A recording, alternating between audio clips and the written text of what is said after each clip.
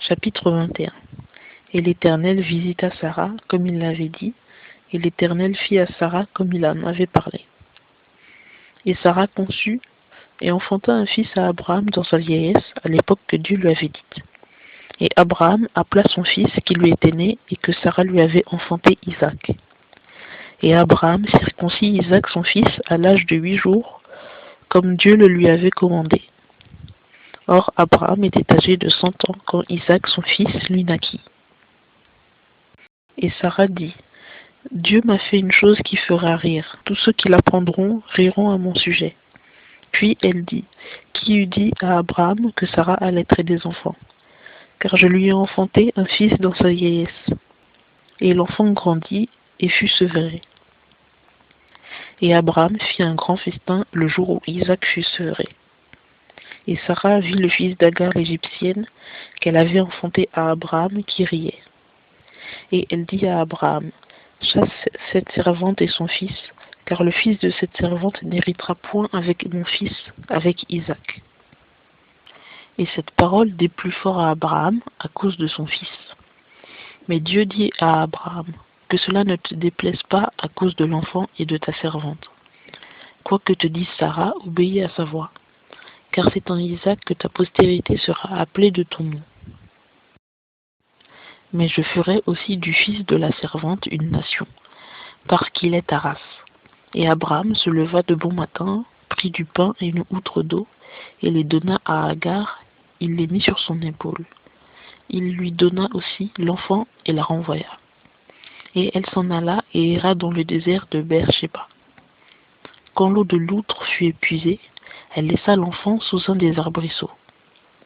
Et elle s'en alla et s'assit vis-à-vis, environ à la distance d'une portée d'arc, car elle dit, que je ne vois pas mourir l'enfant. Et elle s'assit vis-à-vis, il va la voix et pleura. Et Dieu entendit la voix du jeune garçon, et l'ange de Dieu appela des cieux Agar et lui dit, qu'as-tu, Agar? Ne crains point, car Dieu a entendu la voix du jeune garçon là où il est.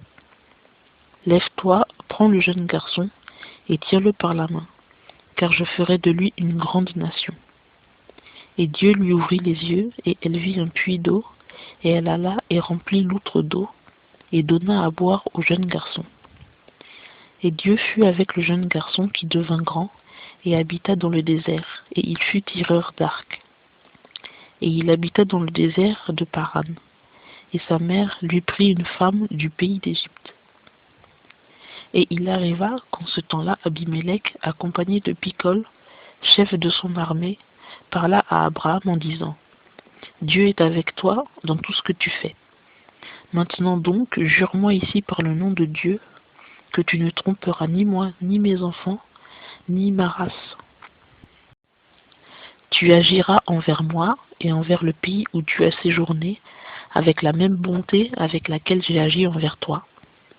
Et Abraham répondit, je le jurerai. Mais Abraham reprit Abimélec à cause d'un puits d'eau, dont les serviteurs d'Abimélec s'étaient emparés.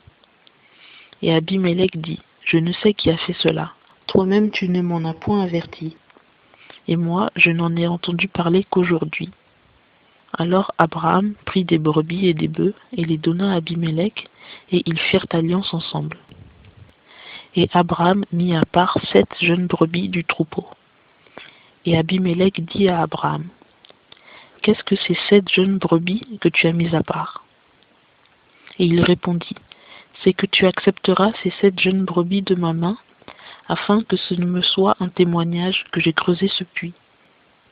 C'est pourquoi on appela ce lieu-là Beer-Shéba, entre parenthèses, puits du serment, car ils y jurèrent tous deux. Ils traitèrent donc alliance à Beer-Shéba.